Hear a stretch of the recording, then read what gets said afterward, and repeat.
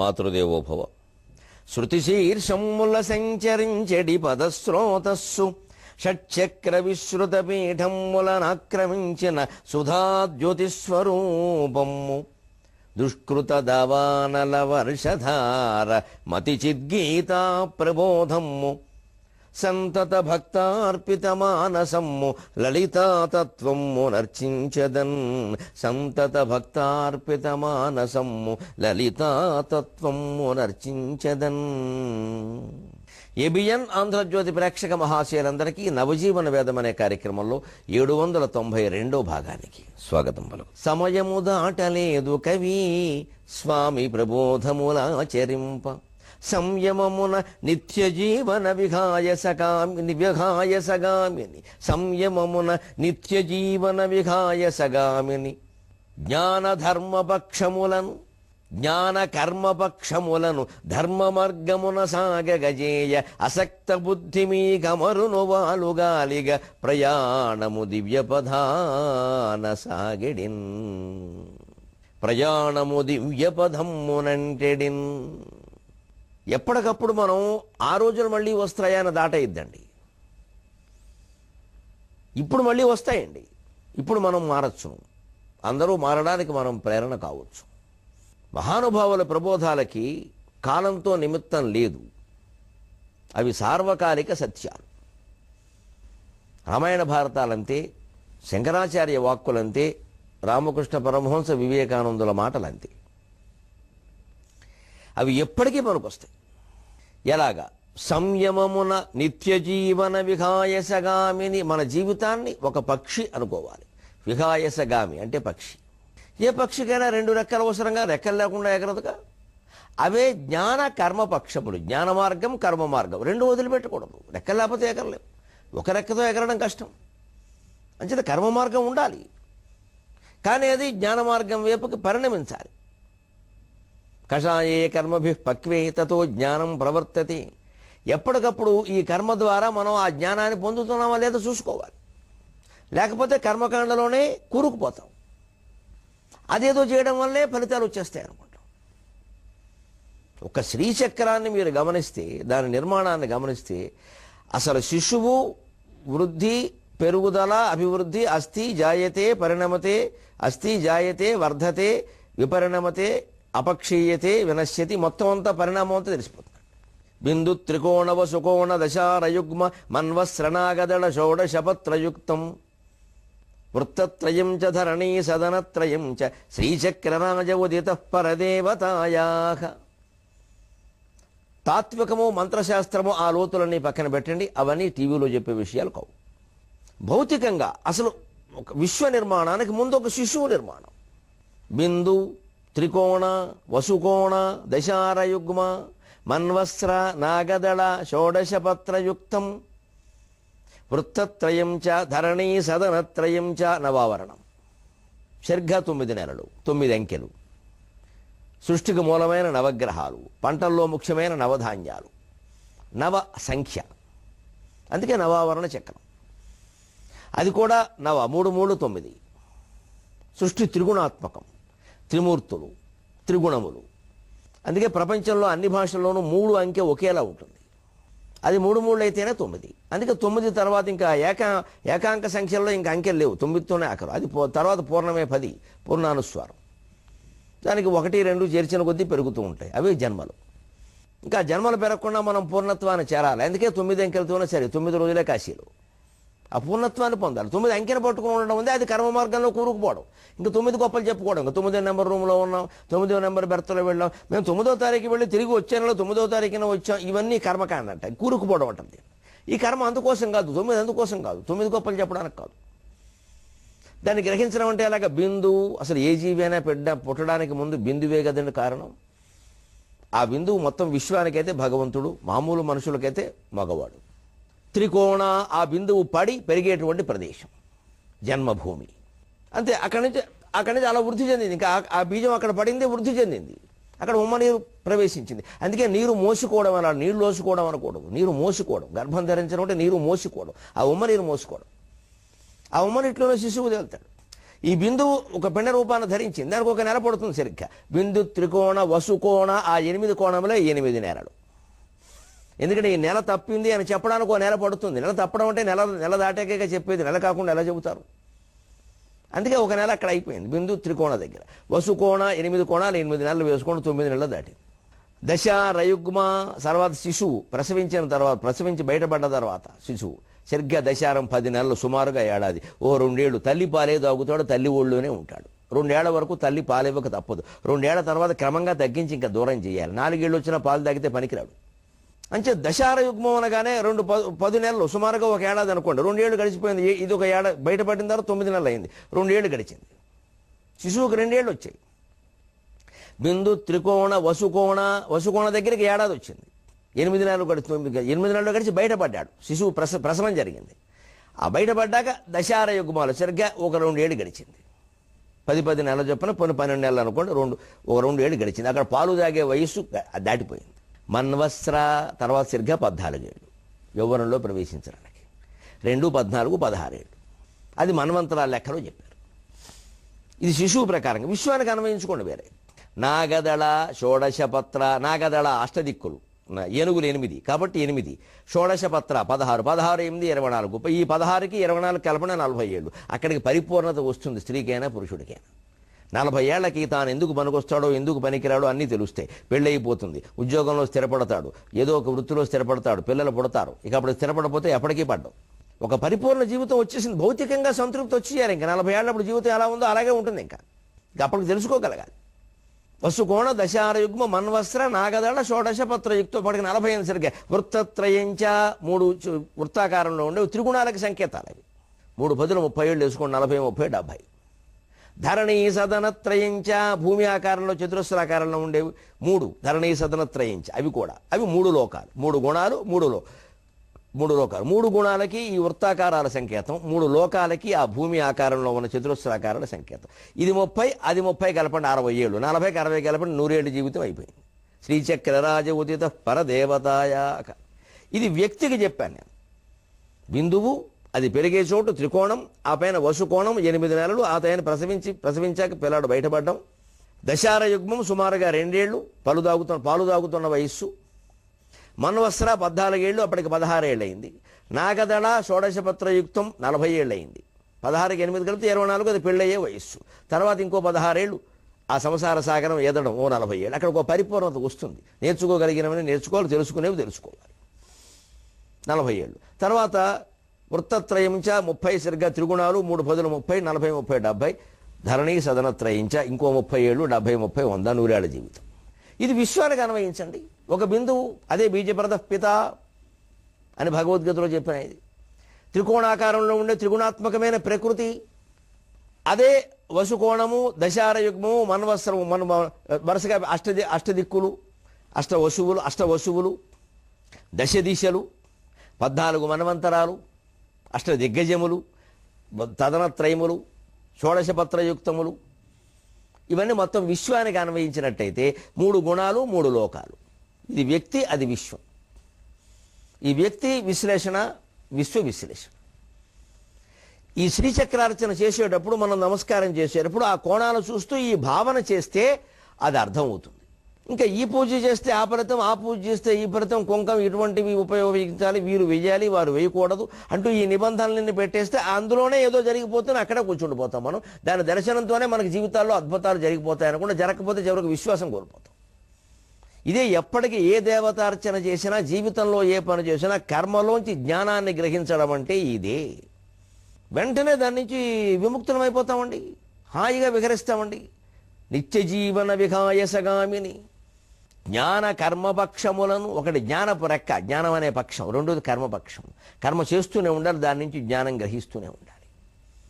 నాగులు చెబుతున్నాడు వెళ్ళి పొట్టలో పాలు పోస్తూనే ఉండాలి. నాగులు చెబుతున్నాడు వెళ్ళి నాగేంద్రుడు ఎక్కడున్నాడో చూసి పొట్టలో పాలు పోస్తూనే ఉండాలి.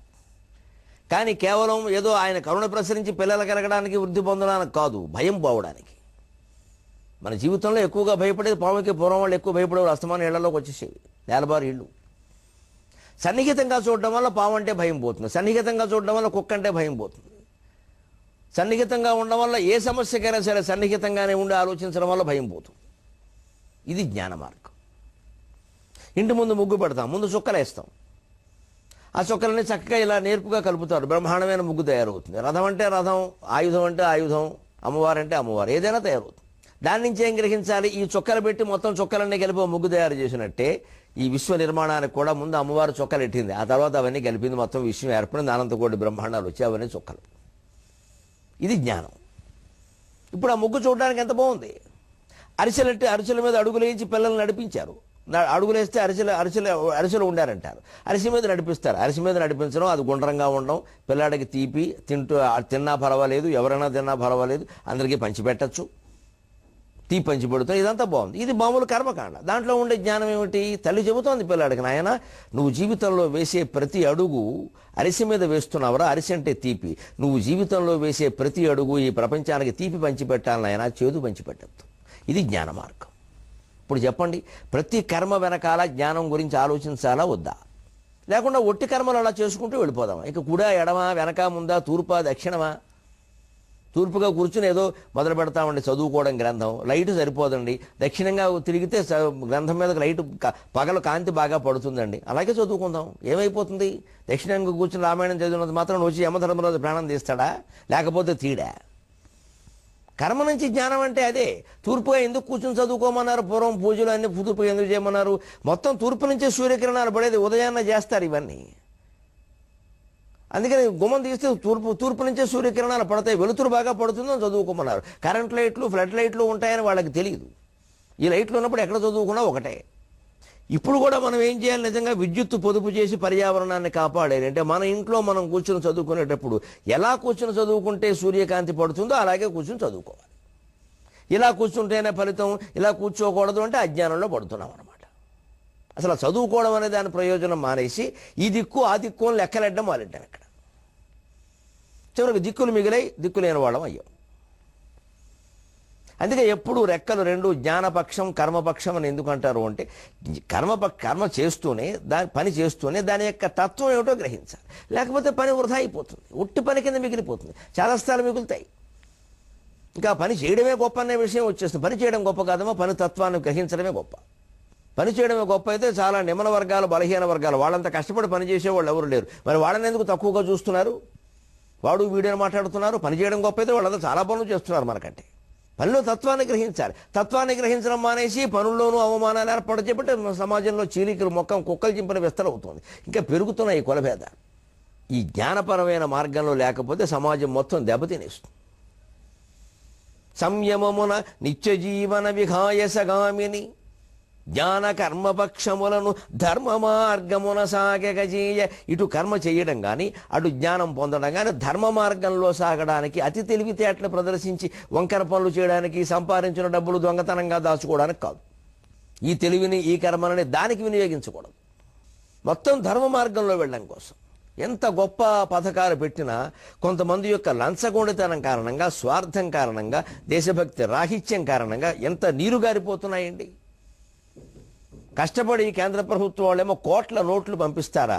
బ్యాంక్ మేనేజర్లు వాళ్ళు వీళ్ళు లాలూచీలు పెట్టి కోటీశ్వరులకు ఇచ్చేస్తున్నారా? లేదా కొత్త నోట్లు 70 కోట్లు 100 కోట్లు ఒకళ్ళ దగ్గర ఎలా దొరుకుతున్నాయండి? అసలు అక్కడ క్యూలో చచ్చి చెడివాడు రోజుల్లో నుంచుంటే వాడికి 2000 ఇవ్వడం గగనంగా ఉంది. ఇప్పుడు మొత్తం బ్యాంకుల మీద అనుమానం రాదా? అలా వస్తే బ్యాంకర్లకు ఎంత ప్రమాదం అండి. ప్రజలు బతకనిస్తారా? కొందరి వల్ల మొత్తం బ్యాంక్ విధానానికి అప్రతిష్ట వస్తుంది. ఎంత గొప్ప వ్యూహంతో ఎన్ని గొప్ప సంస్కరణలు ఎవరు చేపట్టినా మొత్తం నీరు గారిపోతున్నాయి. జ్ఞానం లేకపోవడం వల్లే కదా. వారు కానీ వీరు కానీ ఇన్ని 100 కోట్లు సంపాదించి ఏం చేసుకుంటారండి? జైళ్లలోనేగా ఉండాల్సింది. ప్రజల్లో అప్రతిష్ట మనకు కాదు, మన పిల్లలకు కూడా అప్రతిష్ట. మనకి పుట్టిన పాపానికి ఫలానా వాడు కూతురు, ఫలానా వాడు కొడుకంటే వీళ్ళు ఉమ్మేసేలా ఉన్నారు. ఈ వివరాలు బయటపడ్డాక 170 కోట్లు 100 కేజీలు ఒకళ్ళ ఇంట్లోనే బయటపడ్డామా? ఏమైపోతుంది ప్రజల్లో పరిస్థితి? ఇంకేంది ఈ బతుకంతా ఎందుకు? ఇంకా ఎన్ని నామాలు అడితే ఏం ఉపయోగం? మొత్తం బయటపడిపోలేదండి వ్యవస్థ. జ్ఞాన మార్గం, జ్ఞానం గురించి ఆలోచించుకోకపోవడమే. పైగా ఏమనుకుంటాం మనం, ప్రసాదం తింటే చాలు ఈ పాపాలన్నీ పోతే. ప్రసాదం పాపాలు పోవడానికి కాదండి, జ్ఞానం కలగడానికి. ఇదే తేడా. జ్ఞాన కర్మపక్షములను నిత్య జీవన విహాయసగామని ధర్మ మార్గమున సాగజేయ. ధర్మం కోసం మనం ఉన్నాం, ధర్మం కోసం మనం ఉన్నాం. ఈ తెలివితేటలన్నీ, ఈ పని చేయడం అంతా, ఈ శ్రమ పడడం అంతా మనం ధర్మంగా ఉండడానికి, లోకాన్ని ధర్మంగా నడపడానికి. అంతే. రెండో పని లేదు దీనికి. అసక్త బుద్ధి మీ కమరును వాలుగాలిగ. అప్పుడు కూడా ప్రయాణం బాగా సాగాలంటే వాలుగాలు ఉండాలంటారు. మన జీవితంలో మన మోక్షం వైపుగా మనం సాగేటువంటి జ్ఞాన మార్గంలో సాగే ప్రయాణం సుఖంగా సాగాలంటే వాలుగాలు ఏమిటంటే అసక్త బుద్ధి. దేనిలోనూ అతిగా లీనం కావద్దు. ఈ పని మీదే నా జీవితం అంతా ఆధారపడి ఉంది అని అనుకుంటే వెంటనే ఒత్తిడి వచ్చేస్తుంది. ఎన్ని యంత్రాలు కొత్తగా కనిపెట్టినా యంత్రం వల్ల పని తగ్గుతోంది, మనస్సు మీద ఒత్తిడి పెరుగుతోంది. గమనించండి, కంప్యూటర్లు కనిపెట్టడం, కంప్యూటర్లు ఉపయోగించడం వల్ల పని భారం తగ్గింది. ఇదివరకులాగా బ్యాంకుల్లో కానీ ఇతరత్ర కానీ పెద్ద పెద్ద రిజిస్టర్లు తీయడం ఇవన్నీ రాయడం లేదు. ఇదివరకు బ్యాంకుల్లో చూసేవాళ్ళు ఆ గుమాస్తా ఎదురుగా, ఆ అధికారి ఎదురుగాను పెద్ద పెద్ద ఇంతంతలా బైండింగ్లు ఉండేవి. అవి ఇలా పడేసేవాడు, పెద్ద చప్పుడు అయ్యేది. ఎందుకంటే ఖాతా తీయాలి, దాని మీద ఏదో రాసేవాడు. ఆ కాగితాలు ఊడిపోతూ ఉండేవి, మళ్ళీ అంటించుకోవడం. ఇప్పుడు కంప్యూటర్లు వచ్చాక మీరు గమనించండి, బ్యాంకులో ఉండేవాళ్ళు ఎవరి దగ్గర ఏ రకమైన పుస్తకాలు లేవు. మొత్తం ఈ ఓటే ఓటు ఉందంటే ఒక అర్థం, ఓ ల్యాప్టాపో టాప్ ల్యాపో బాగానే ఉంది. కానీ అది వరకు లేని ఒత్తిడి ఇప్పుడు వచ్చింది. అది వరకు పుస్తకంలో వెతుక్కుంటే ఖాతా దొరికేది, ఎందుకంటే అది ఆయనే రాశాడు, ఆయన రాత ఆయనకి అర్థమవుతుంది. ఇది అలాగదే నొక్కగానే సర్వర్ డౌన్ యూఆర్ అప్ అనేదో వస్తుంది. అక్కడ వీడు నీరసపడిపోతాడు, ఏం చేయాలో తెలియదు. ఇంకా నొక్కి నొక్కి నొక్కి వేలు పడిపోతూ ఉంటుంది. యువతల వాడు కంగారు పడుతూ ఉంటాడు. ఈ కంగారులో ఏదైనా తప్పు నొక్కే ఉంటే డిలీట్ అయిపోతుంది, మళ్ళీ దాన్ని తెచ్చుకోవడం కష్టం. ఇప్పుడు ఏమైంది, యంత్రాలు పెరగడం వల్ల పని భారం తగ్గింది, మనస్సు మీద భారం పెరిగింది. ఇదివరకు పని భారం వల్ల మనస్సు మీద భారం లేదు, ఎంతవరకు అయితే అంతవరకు చేస్తే వెళ్ళిపోతాం అన్నట్టుగా ఉండేది. ఇప్పుడు అలా కాదు, అయి తీరాలి.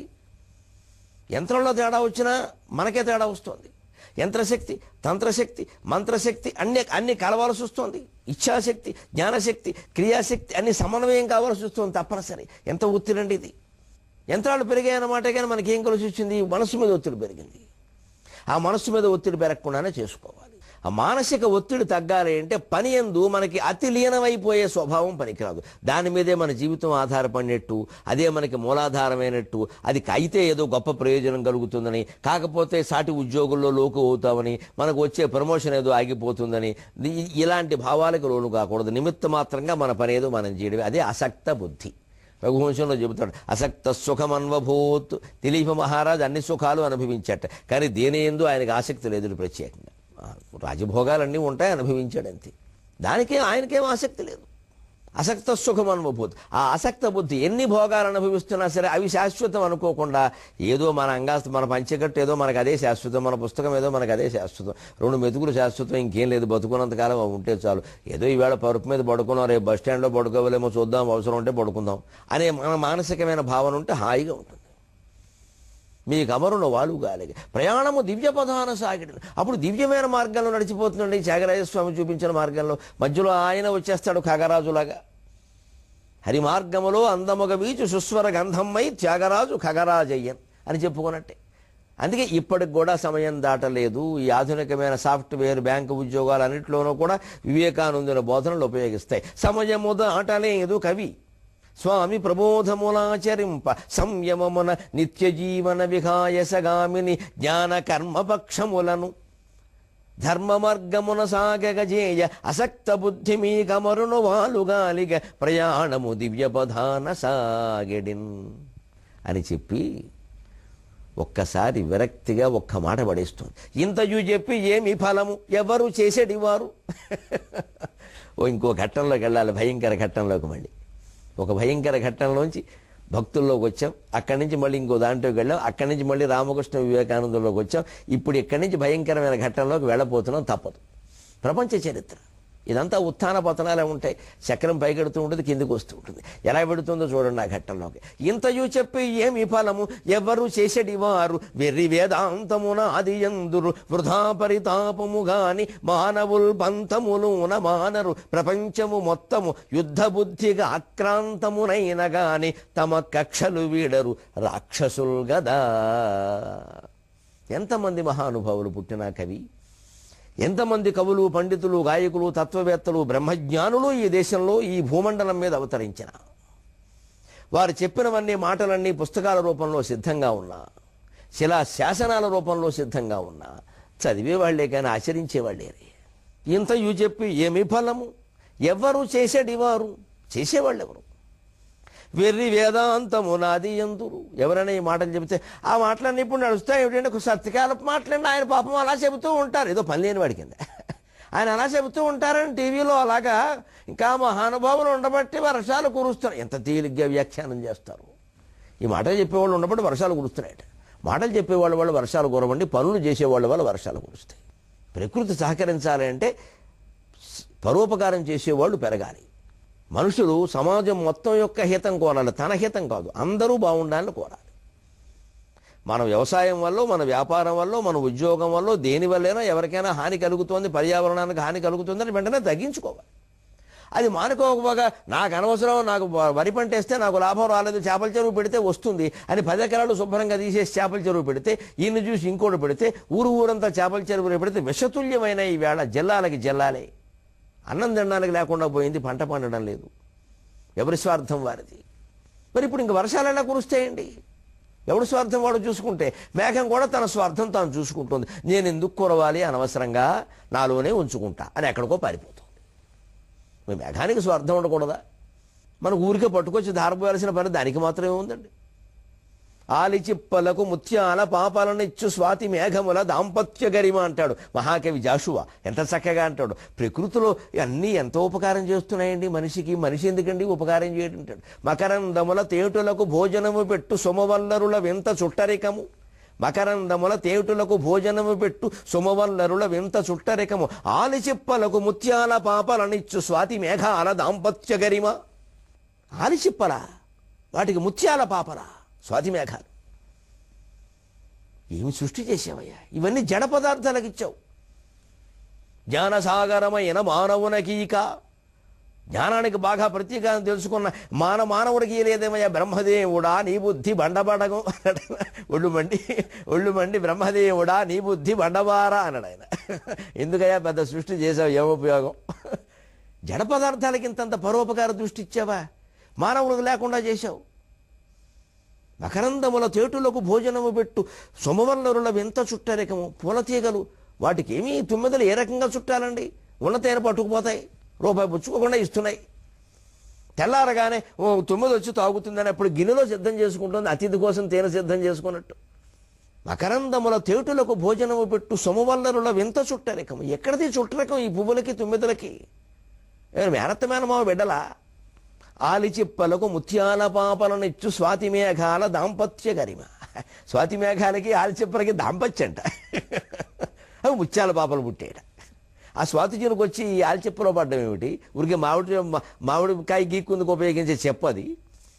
అక్కడేమో ముత్యం పడ్డం ఏంటండి? ప్రకృతి ఎంత గొప్పదండి. ఇది కష్టజీవుల మేని కండ చెమ్మటనూడ్చు పిల్లవాయువుల నెనరు అంటాడు. కష్టజీవి పవన్ చాలా కష్టపడి ఉంటాడు. ఆ పొలంలో కష్టపడి వచ్చి కాస్త అన్నం తిన్నాక అక్కడ నుంచి ఓ చుట్ట అంటిస్తాడు. అలాగా షరో పీలుస్తాడు. వెంటనే ఓ చల్లగాలు వీస్తే అమ్మాయి ప్రాణంలో వేసొచ్చిందే గంగి అంటాడు.